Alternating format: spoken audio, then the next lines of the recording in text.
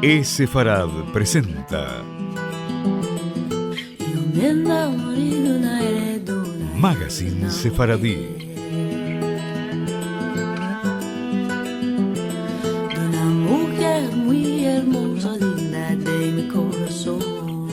Una producción de Radio High y Radio Sefarad.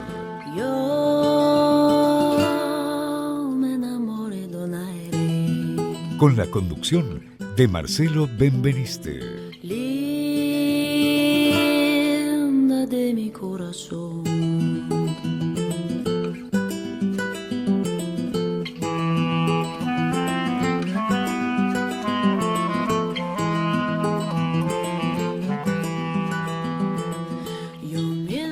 Hola amigos, bienvenidos a la emisión número 494 de Sefarad Magazine Sefaradí. Y hoy tendremos la tercera y última parte de la historia de Yusef Sabah, el maestro que, habiendo nacido en Esmirna en tiempos del Imperio Otomano, se formó en la Escuela Normal Oriental de París y que en 1894 llegó a la Colonia Clara en la provincia argentina de Entre Ríos para organizar las escuelas primarias para la zona, en particular para los judíos que habían sido rescatados de Rusia, traídos por la Jewish Colonization Association, y que fue formado y fomentado por la Alianza Israelita Universal.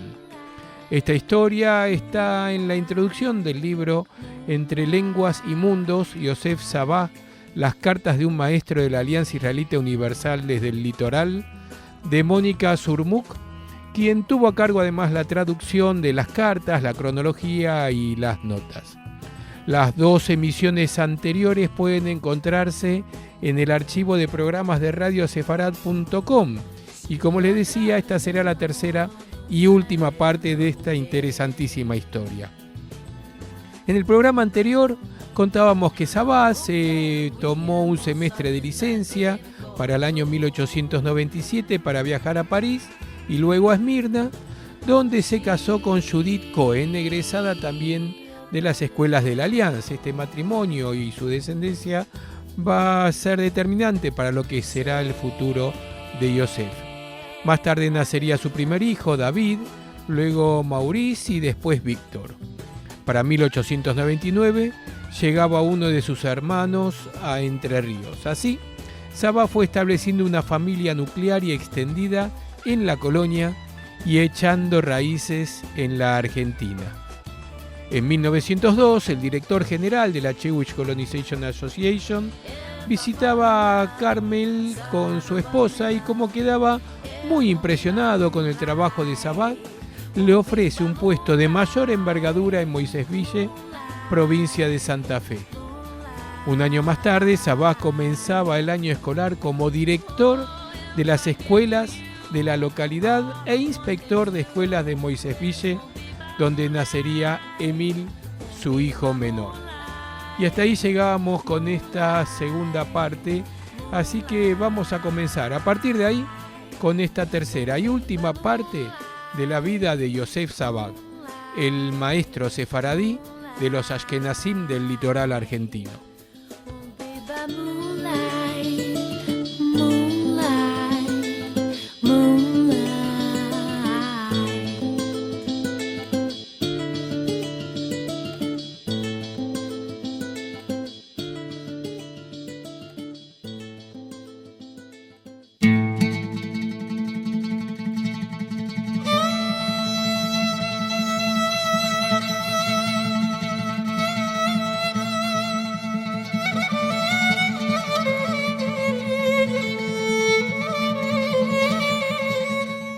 En una carta escrita a la Allianz, ya en 1922, Judith, la esposa de Sabah, afirma que su marido es el único maestro de la Allianz que se ha quedado a vivir en la Argentina.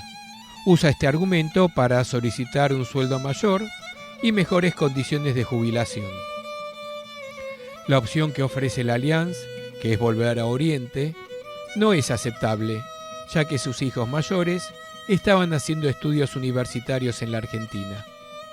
En sus cartas argumenta que no podían separarse de ellos y que el futuro que se estaba labrando quedaría trunco con una nueva migración. A diferencia de otros profesores de la Alliance, Joseph y Judith habían elegido para sus hijos la educación secundaria pública en Santa Fe y no la formación docente en la Escuela Normal de Rosiers en París. Los hijos de Savage, como la mayoría de los estudiantes que pasaron por las escuelas que creó y dirigió el maestro Savage, tenían un futuro argentino. La función principal de las escuelas de la Alianza en la Argentina era formar ciudadanos para una república que tenía el objeto de brindar educación universal, laica y gratuita, pero todavía no poseía los medios para llevarlo a cabo. Savage veía su misión en la Argentina como formador de ciudadanos que, siguiendo el modelo francés, fueron judíos en su casa, pero argentinos fuera de ella. Formado en una sociedad plural como era la de Esmirna en su infancia, estaba atento a las diferencias. Su educación en París lo había instruido en la lengua y la cultura francesa y le había otorgado una claridad en la escritura y una enorme confianza en la misión civilizadora de Francia. Savage, como sus contemporáneos, estaba completamente ajeno a la violencia con la que se imponía esta misión civilizadora y a los estragos que producía el colonialismo francés. Desde la perspectiva de Savage, su misión era librar de su pasado traumático a los judíos rusos y abrirle un futuro democrático en la Argentina. Para eso, necesitaban desempeñarse en castellano. Así afirma en una de sus cartas: aquí nuestros colonos comprenden igualmente que la instrucción es, en primer lugar, conocer la lengua del país, la cual les es indispensable para vivir en buena relación con los nativos. Aprecian las ventajas que pueden obtener los ciudadanos libres de una constitución republicana, al tiempo que guardan el recuerdo de las 23 persecuciones indignas de las que eran objeto en Rusia por ser israelitas. Savage toma la enseñanza de la lengua con mucha responsabilidad. A menos de un año de abierta la escuela, el profesor Juan José Millán describió así el trabajo del maestro en una nota publicada en La Educación. Desde el primer día ha impartido la enseñanza en la lengua española. Los alumnos de segundo grado hablan siempre en español, aún durante los recreos en sus conversaciones, porque así lo tienen prescripto. El profesor Savage explica la historia nacional y me he sentido vivamente halagado con las opiniones y con las referencias de estos niños extranjeros acerca de nuestros acontecimientos históricos culminantes y nuestros hombres eminentes. Los niños conocen la geografía nacional, nuestras fiestas cívicas han sido conmemoradas y nuestro bello himno nacional se recita y es contado por los 120 alumnos de la escuela.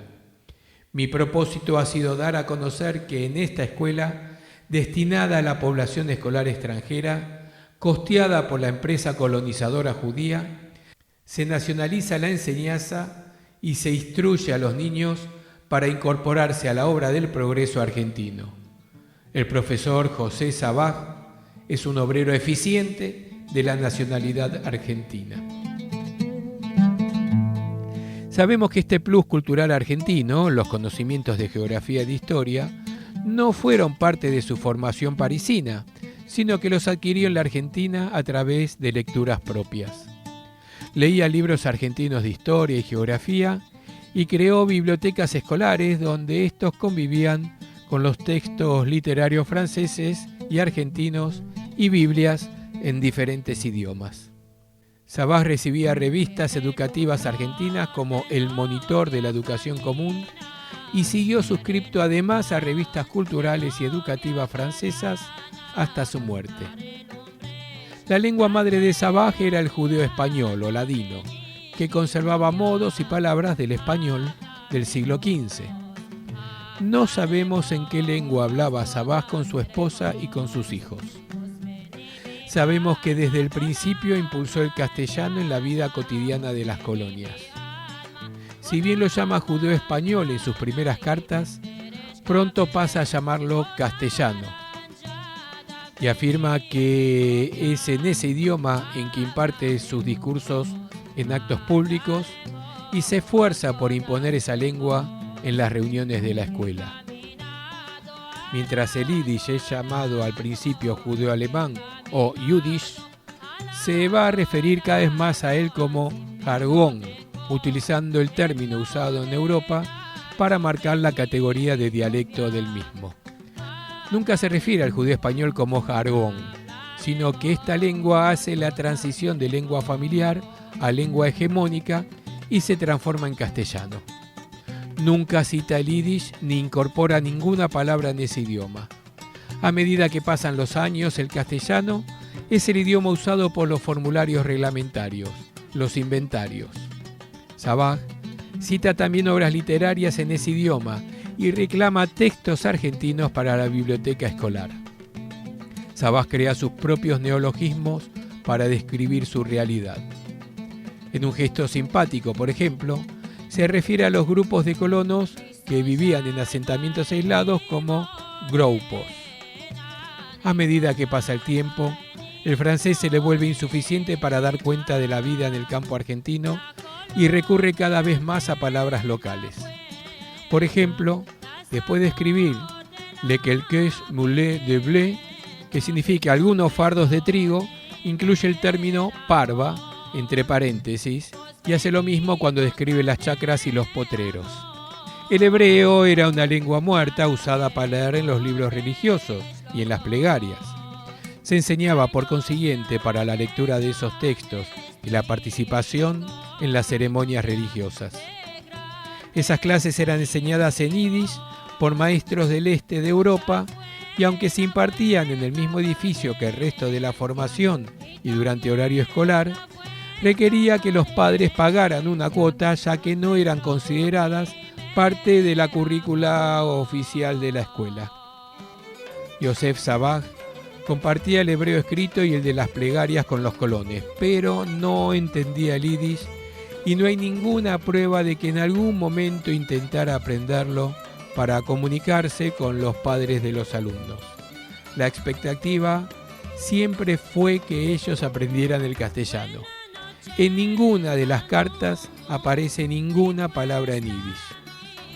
Alberto Gerchunov, que llegó a la Argentina a los 7 años hablando solamente yiddish, transformó el particular castellano de su maestro en lengua literaria.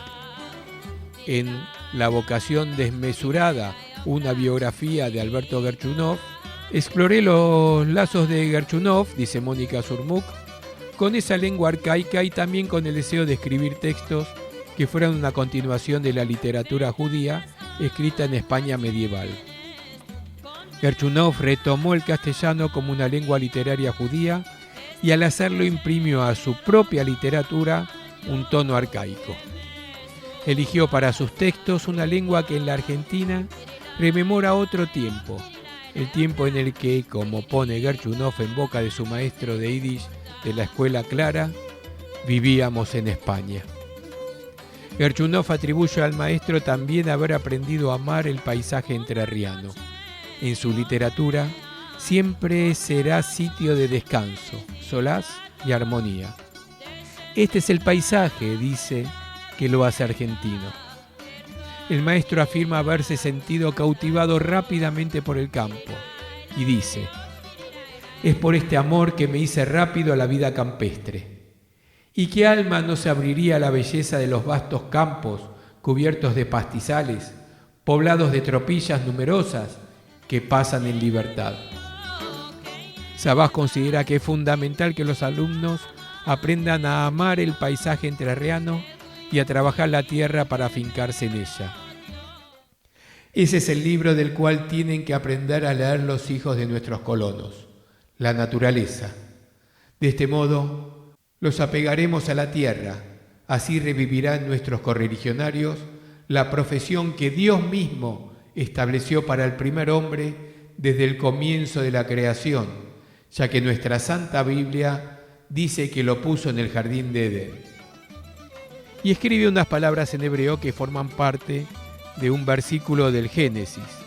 cita la primera parte del versículo en castellano: tomó pues Dios al hombre y lo puso en el huerto de Edén, y lo completa con el original en hebreo, cuya traducción es: para que lo labrara y lo guardase. Pocas instancias en sus cartas muestran con más claridad el aspecto híbrido de su formación y de su personalidad. Entre 1916 y 1918, las escuelas de la Allianz pasaron al Estado argentino.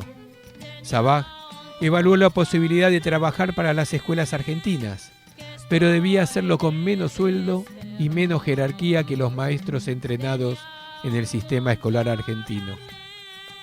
La Allianz les ofreció a Joseph y a Judith puestos en escuelas de Marruecos, pero los rechazaron porque sus hijos mayores ya estaban estudiando en la Argentina: David y Maurice en la Universidad de Córdoba, Víctor en el Colegio Nacional de Santa Fe. Emil, el más pequeño, era el único que seguía viviendo en Moisésville con sus padres. Sabaj atribuye a su esposa la decisión de elegir una educación superior argentina para sus hijos y dice: durante mucho tiempo le insistí a mi esposa para enviar a nuestros hijos a la escuela de nuestra querida Allianz, sobre todo porque usted le confió la dirección a nuestro querido Nabón. Pero ella no pudo ejercitar violencia a sus sentimientos de ternura y resignarse a alejarlos tanto. Acá tiene la alegría de verlos durante las vacaciones escolares. La relación con los hijos justifica también el quedarse en Argentina en lugar de regresar al Medio Oriente y tomar el empleo que les ofrece la Allianz.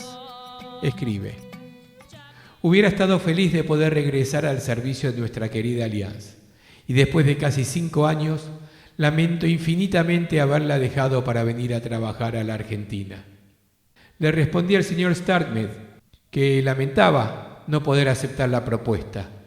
Necesitaríamos separarnos de nuestros hijos que ya están haciendo estudios universitarios, o resignarnos a destruir su carrera y su porvenir si decidiéramos llevarlos con nosotros. Uno u otro camino serían igualmente dolorosos para nosotros. En 1918, Sabaj concluyó 35 años de servicio en la Allianz y pudo dejar de aportar a la caja de jubilaciones. Ese mismo año cumplía 24 años de servicio en la Jewish. Después de su graduación en la Universidad Nacional de Córdoba, los hijos de Sabaj abrieron una farmacia en Salto Grande, en la provincia de Santa Fe. Allí se mudaron Joseph y Judith en 1922. Joseph ya no estaba bien, tenía migrañas fuertes. La Allianz le adelantó parte de su jubilación. En 1925 murió en Salto Grande. Su esposa, Judith, vivió el resto de su vida en la Argentina hasta su muerte el 26 de julio de 1948.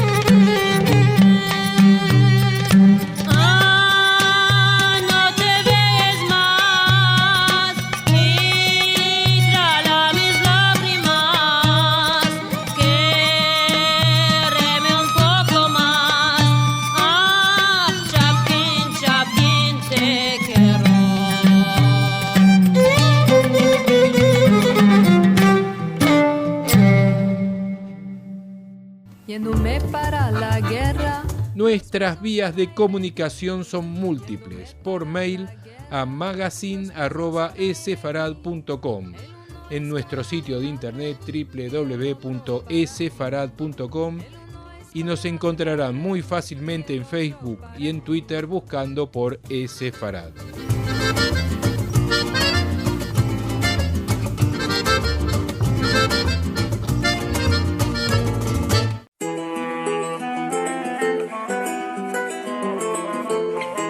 Agenda Sefaradí.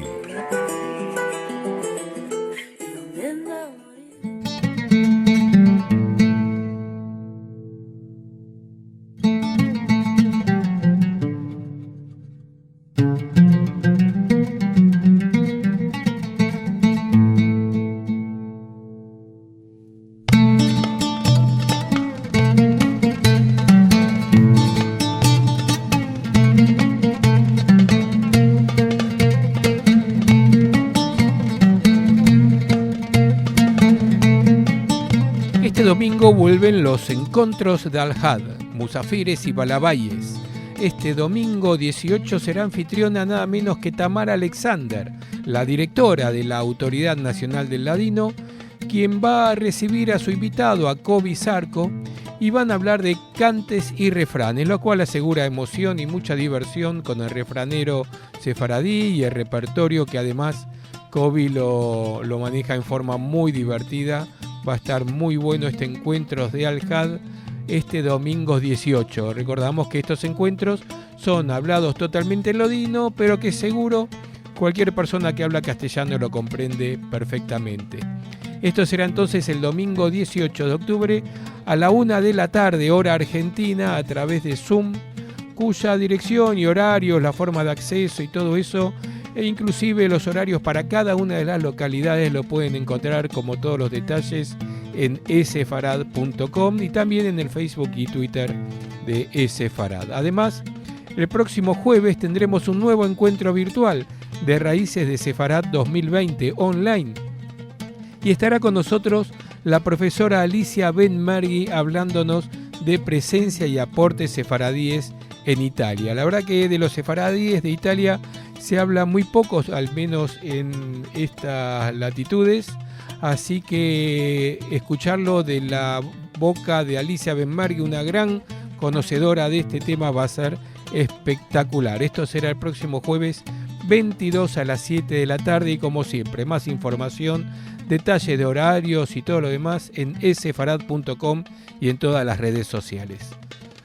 Todos estos encuentros se acceden fundamentalmente por Zoom, en el caso de los encuentros, o por YouTube, en el caso de Raíces de Sefarad, pero todos son en vivo y pueden participar interactivamente, pueden preguntar a través del chat, ya sea del Zoom o del YouTube, y esas preguntas se contestan en vivo en cada uno de los encuentros. Así que ya saben, los domingos a la 1 de la tarde y los jueves a las 7 de la tarde, y estos son horarios de Argentina y cada uno en sus localidades, compromisos espectaculares con encuentros de Al-Had y Raíces de Sefarad.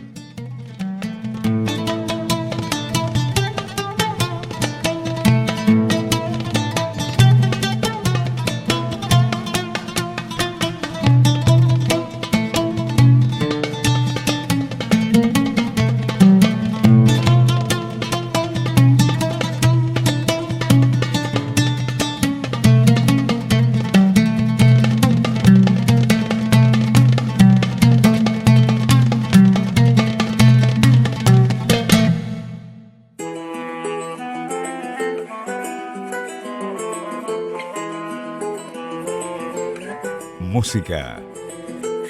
Viendo a morir una heredura de una mujer. De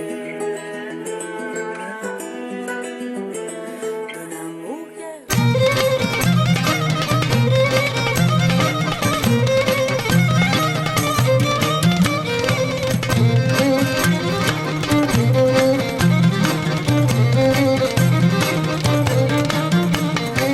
Estas mesas tan hermosas, estas mesas tan hermosas, para que bailen las novias, para la boda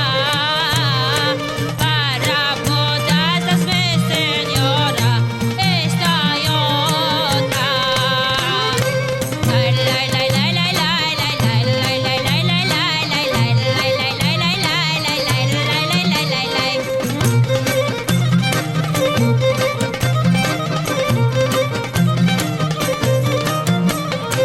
Estas casas tan hermosas. Y así nos vamos, habiendo terminado la historia de Yosef Sabah, para encontrarnos la semana que viene con una nueva historia relacionada con el mundo sefaradí. Ahora nos vamos, como siempre, escuchando muy buena música, no sin antes despedirme. Mi nombre es Marcelo Benveniste y recordarles que este programa se emite todos los viernes a lo largo de todo el día en radiosefarad.com y también los domingos a las 6 de la tarde por radiohigh.com, con un nuevo programa cada semana.